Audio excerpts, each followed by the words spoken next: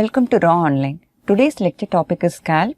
Scalp is an important essay for both undergraduate and postgraduate. So these are the two competencies we are going to cover in this lecture. The first competency is describe the layers of scalp, blood supply, nerve supply and surgical importance of each layer. The second competency is describe the emissary veins with its role in spread of infection from extracranial route to intracranial venous sinuses. Among these two competencies, in the first session, we will deal with the layers of scalp and its surgical importance and little bit about the emissary veins. In the second session, we will complete the blood supply and nerve supply of the scalp. The term scalp represents sheath. So, it is a sheath of soft tissue covering the vault of skull. The scalp has numerous hair-bearing area, which is the main peculiarity of this scalp skin. So, in this picture, you can see the right half of the scalp showing all the layers of the scalp intact, whereas on the left side, the skin and superficial fascia is removed so that you are able to see the muscles present in the scalp region, and you can also see the blood vessels and nerves which are present in the scalp region. We will see each of these structures in detail in coming slides. So, first we will see the extent of the scalp. So, what is the anterior boundary of the scalp? Anteriorly, the scalp region extends up to the superciliary arch, which is a part of the frontal bone. So, in this picture, you can see the yellow color bone represents the frontal bone, the green one is the nasal bone and the brown one is the maxilla. So, on the lateral aspect, the scalp region extends up to superciliary arch.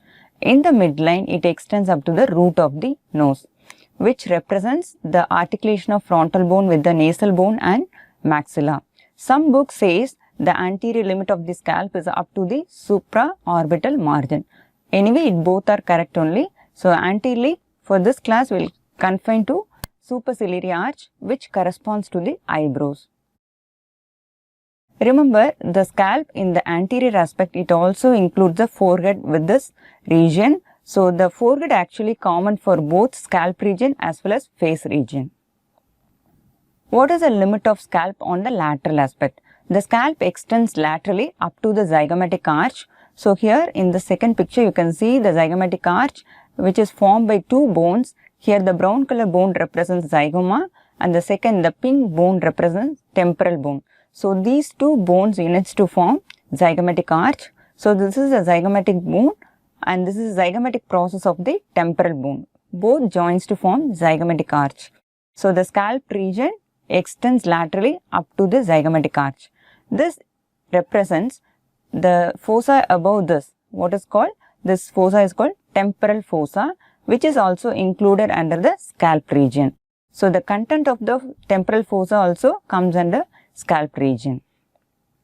Posteriorly, the scalp extends up to the external occipital protuberance. This is nothing but the bony projection present on the posterior aspect of the occipital bone. This is a squamous part of the occipital bone.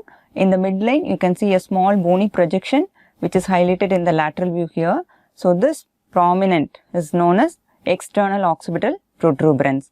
Laterally, this prominent extends as a line. This line is called superior nuchal line because the nuchal represents neck region. So, since this line separates the scalp region above and the neck region below, so this line is called superior nuchal line. So, posteriorly the scalp extends up to external occipital protuberance and laterally up to the superior nuchal line. Coming to the layers of scalp, the scalp has 5 layers which are named from outer to inner. First layer is the skin, the second one is the connective tissue, which corresponds to the superficial fascia of the other region of the body. The third layer is the aponeurosis, which is also called gallia aponeurotica. The fourth layer is the loose areolar tissue and fifth layer is the pericranial layer.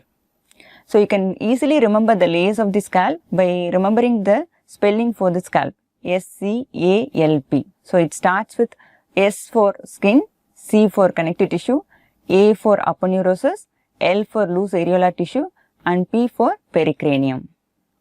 So, as we discussed earlier, this is a picture showing all the layers of the skull. So, this is the first layer.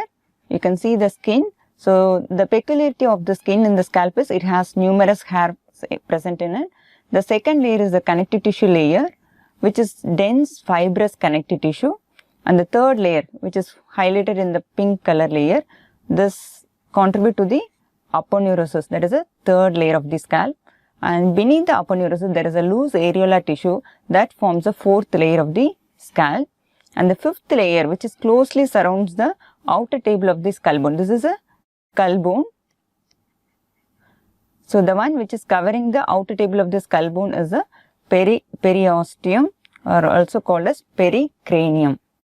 So these are the 5 layers forming the scalp region.